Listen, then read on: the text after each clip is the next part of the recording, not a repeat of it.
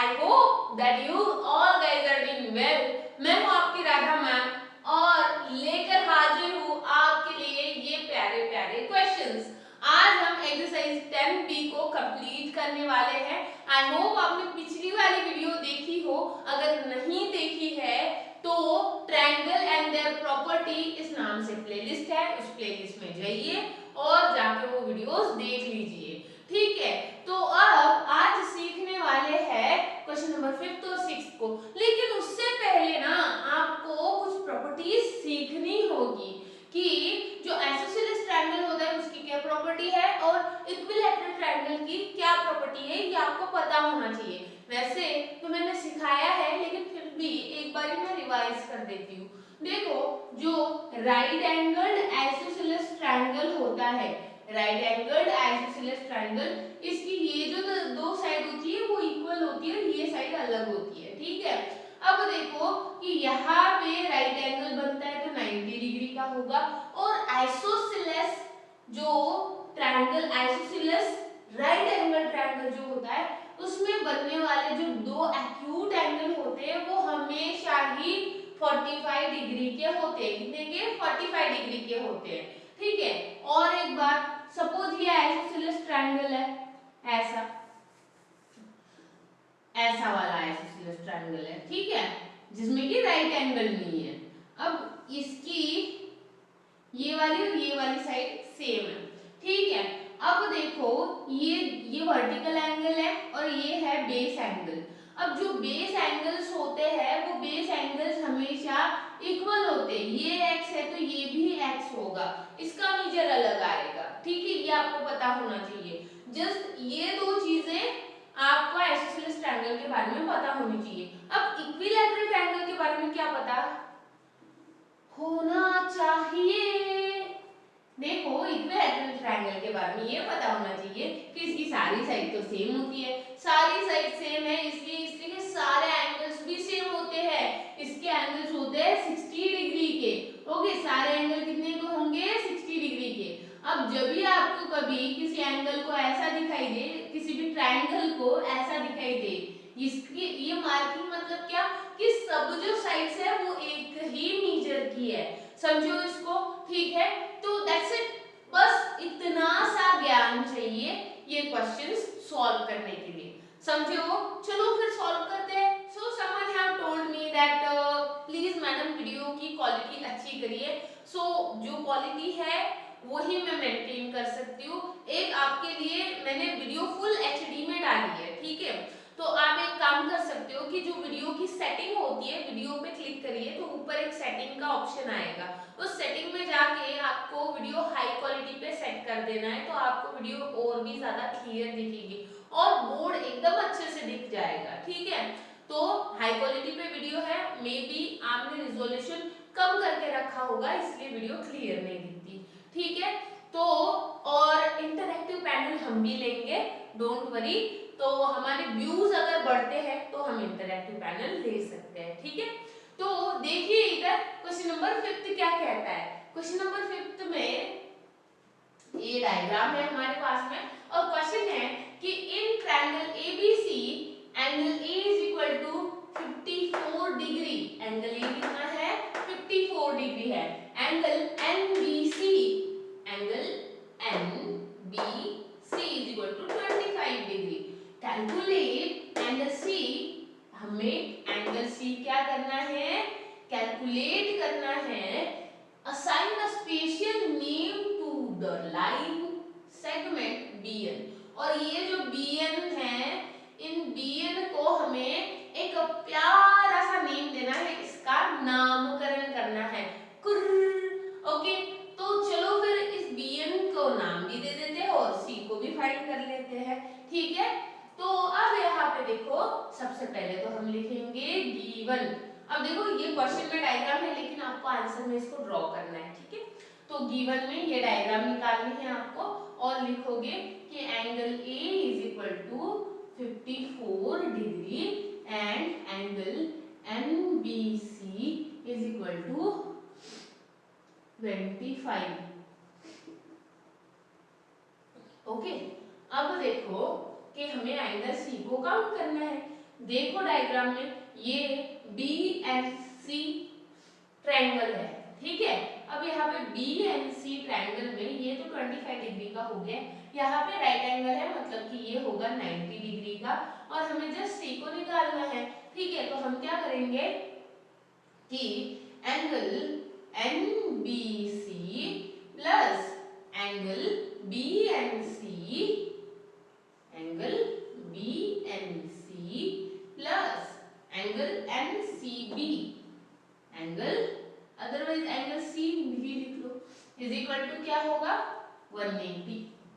अब 180 क्यों? क्योंकि ट्रायंगल बन रहा है यहाँ पे। अब 180 since by angle sum property, आप लिख देना प्रॉपर्टी ऑफ ट्रायंगल, ठीक है। अब देखो ये हो गया। अब यहाँ पे एनबीसी कितना है 25 प्लस एंगल बीएनसी कितना है 90, ओके। और एंगल सी तो हमें निकालना है which is equal to 180 degree. अब 25 प्लस 90 कितना हुआ, यहाँ पे 5 और ये होगा 1, ठीक है। अब plus angle C is equal to 180 degree, ठीक है, समझो इसको, ओके। अब देखो कि angle C is equal to होगा 180 minus 115 raised to the power नहीं degree, okay, which is equal to, अब सब्ट्रैक्शन करो 10 माइनस 5 5, ओके, 7 माइनस 1 7 माइनस 1 6 और 1 माइनस 1 0, तो यहाँ पे 65 डिग्री आपका आंसर आया है। तो angle C is equal to कितना आया है हमारे पास 65 डिग्री आया है। अब देखो कि अब आपको क्या करना है, assign a special name to the line segment BN, BN को हमें नाम देना है, नामकरण करना है इसका। तो हम लास्ट में लिखेंगे कि बीएन is a perpendicular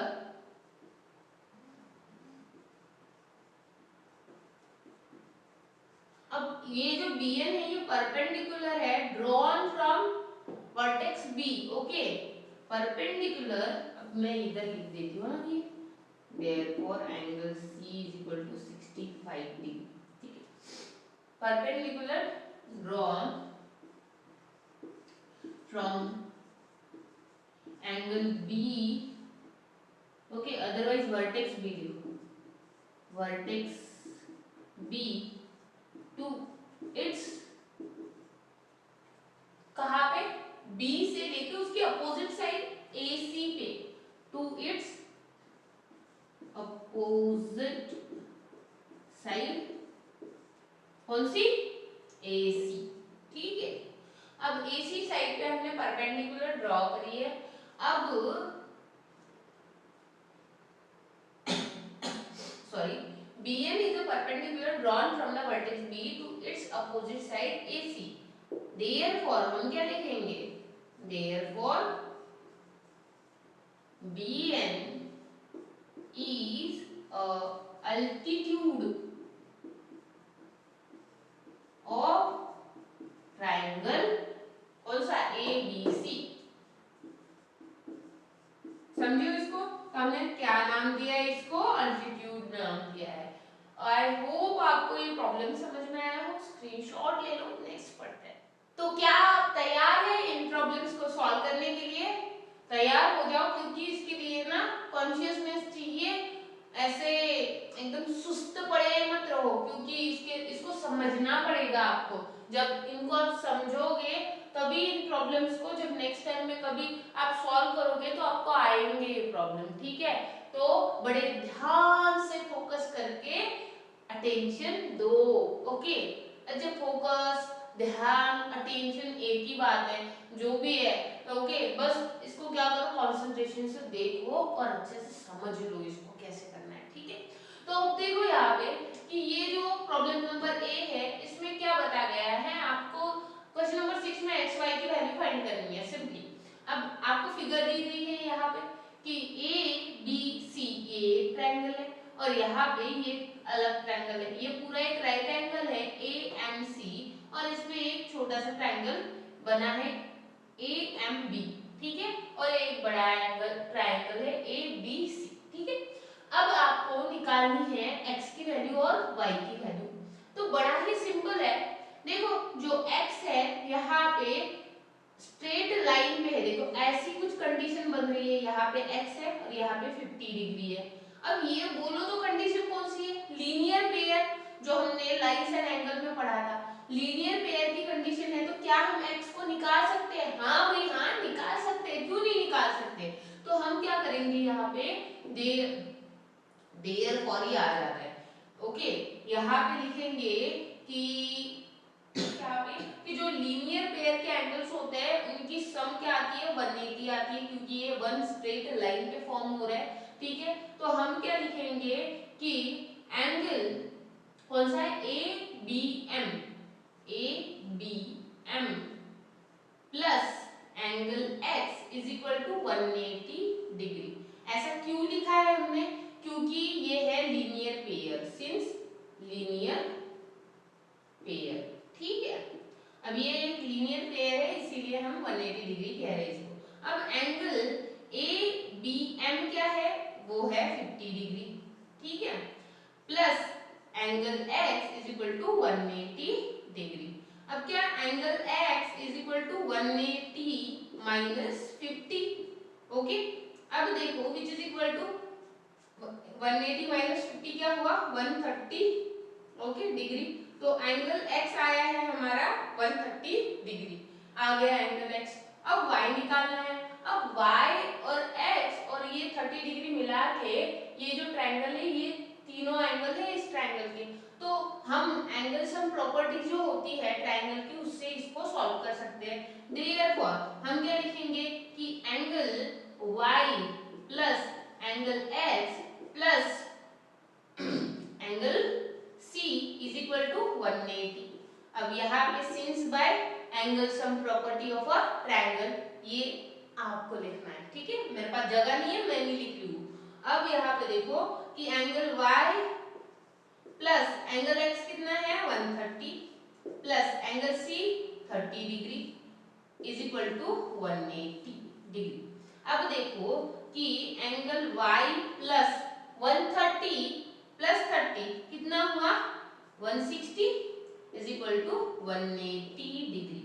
अब इसके कैलकुलेशंस यहाँ पे करते हैं बचे हुए, ठीक है। तो अब देखो इसका पार्ट नहीं है, ये इसका पार्ट नहीं है, इसका पार्ट है ये इधर से यहाँ पे, ठीक है। अब देखो कि angle y is equal to क्या होगा, angle y is equal to होगा कि 180 माइनस 160, समझे उसको, ठीक है। यहाँ से ये स्टेप, अब angle y is equal to होगा 180 माइनस 60 20 डिग्री हो जाएगा, ठीक है। 80 माइनस 60 होगा 20। अब एंगल y आया है हमारा 20 डिग्री और x आया है हमारा कितना कितना कितना कितना 130 डिग्री, ठीक है। Therefore x angle x is equal to कितना 130 and angle y is equal to 20, ठीक है। तो ये आपको फटाफट स्क्रीनशॉट लेना है क्योंकि मैं ये इरेज करूंगी, मुझको ये प्रॉब्लम सॉल्व करना है, ठीक है। So now see the question number B. अब क्वेश्चन नंबर बी में सबसे पहला काम करना है नामकरण का। इसका नाम करो यहाँ पे A B C D, ठीक है। अब यहाँ पे कि इस डायग्राम को देख के आपके दिमाग में क्या आ रहा है, पिरामिड? No, okay. देखो यहाँ पे कि ये क्या है, सोचो सोचो सोचो सोचो सोचो। देखो यहाँ पे कौन से ट्रायंगल आए, कौन से ट्रायंगल है, कौन से है, ये है आइसोसेलेस ट्रायंगल और ये भी है आइसोसेलेस ट्रायंगल। और आइसोसेलेस ट्रायंगल्स की प्रॉपर्टीज पता होनी चाहिए। क्या प्रॉपर्टीज है, यहाँ पे देखो कि ये दो साइड सेम है इसलिए आइसोसेलेस ट्रायंगल हुआ, और ये वर्टिकल एंगल है, और ये जो एंगल बेस में फॉर्म होता है ये बेस के एंगल्स होते हैं। और हमेशा आइसोसेलेस ट्रायंगल में जो बेस के एंगल्स होते हैं वो इक्वल होते हैं, वो क्या होते हैं, इक्वल होते हैं, समझो इसको, ठीक है। अब नीचे वाले ट्रायंगल का हिसाब को देखो BCD को। अब BCD में क्या हो रहा है कि ये दो साइड तो सेम है, यहाँ पे राइट एंगल बन रहा है और बीच में बेस में दो एंगल फॉर्म हो रहा है। अब हमें ये प्रॉपर्टी पता है कि जो आइसोसेलेस राइट एंगल्ड ट्रायंगल होता है उसके बेस के एक्यूट एंगल हमेशा 45 डिग्री के होते हैं। ये एक प्रॉपर्टी है, ठीक है। तो हम क्या लिखेंगे यहाँ पे, from figure triangle BCD is isosceles right angled triangle. Okay, from figure triangle BCD is isosceles right angled triangle. Therefore क्या, angle x is equal to क्या, angle x is equal to 45 degree. Okay, ये क्यों 45 degree आया है, क्योंकि हमें ये property पता है कि जो आइसोसेलेस राइट एंगल ट्रायंगल होता है उसके जो बेस के एंगल होते हैं वो हमेशा 45 डिग्री के होते हैं, ठीक है। अब यहाँ पे ये ऊपर वाले को सॉल्व करते हैं, y का क्या करेंगे, यहाँ पे देखो ABC, यहाँ पे बेस में दो एंगल फॉर्म होंगे। सपोज यहाँ पे इस एंगल को नाम दो A, ओके, एंगल को नाम क्या दिया A। अब यहाँ पे इन ट्रायंगल ABC, अब यहाँ पे angle A is equal to angle Y, ऐसा क्यों, अब ये तो लिख दिया हमने, ओके, हमने ये तो लिख दिया, लेकिन ऐसा क्यों, हम यहाँ पे रीजन देंगे, सिंस इन आइसोसेलेस, देखो isosceles triangle base angles are equal. Okay, जो बेस के एंगल्स होते हैं वो क्या होते हैं, इक्वल होते हैं। अब इसीलिए हमने कहा कि a is equal to y।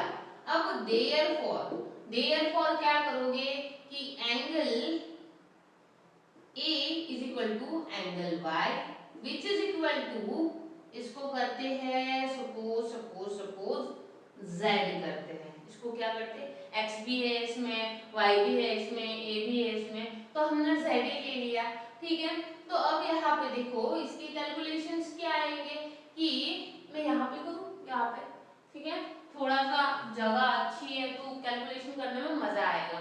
इसका नहीं है, हाँ, ना है इसका ना उसका है, ओके, इसका नहीं है उसका है ये कैलकुलेशन, नहीं तो बोलोगे इसी को सॉल्व करा मैडम ने, कैसे सॉल्व कर रहे हैं, नहीं नहीं नहीं नहीं नहीं, इसका यहाँ पे कैलकुलेशन कर रहे हैं, ठीक है, समझो इसको। अब देखो कि angle A is equal to angle Y which is equal to Z, तो हम यहाँ पे लिखेंगे कि angle A plus angle Y is equal to 180 degree. अब ऐसा क्यों लिखा हमने, ऐसा इसलिए लिखा है क्योंकि ट्रायंगल की angle sum property, the angle sum property of a triangle, ठीक है। अब ये हो गया, एंगल A तो पता नहीं है, निकालना है, इसी को तो निकालने के लिए इतना सारा जुगाड़ कर रहे हो।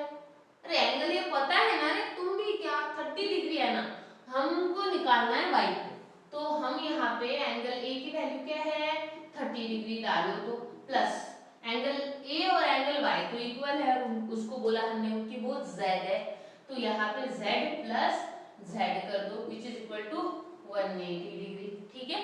अब यहाँ पे 30 प्लस 2Z आ जाएगा, ओके, ये 2 है और ये Z है, आई होप आपको दिख रहा है मैं कितनी सुंदर लिखती हूँ, ऐसा मैं नहीं कहती, मेरी हैंडराइटिंग ऐसी ही है, ज्यादा कुछ अच्छी नहीं है, तो तुम थोड़ा एडजस्ट कर लो।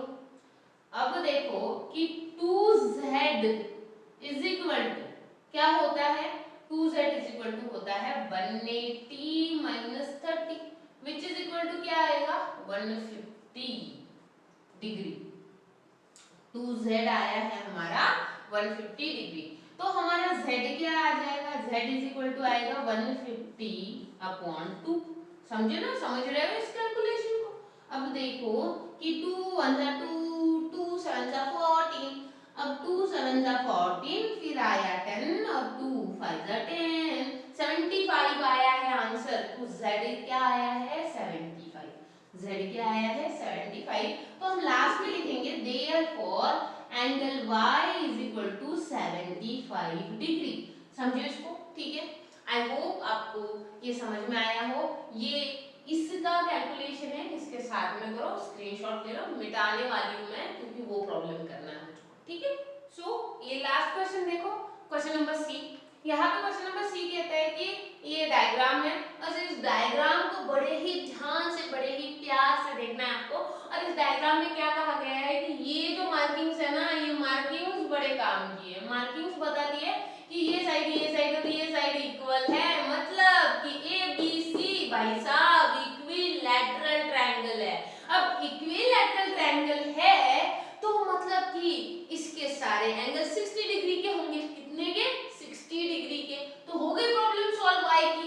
तो बस x को कैलकुलेट करना है, पहले y को निकाल लो।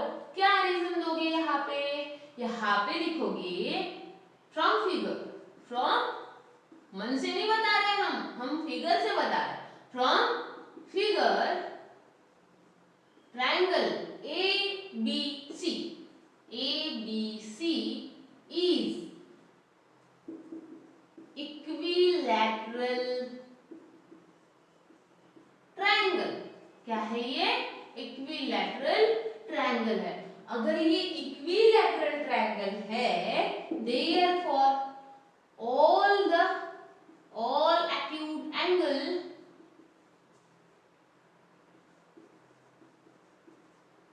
are of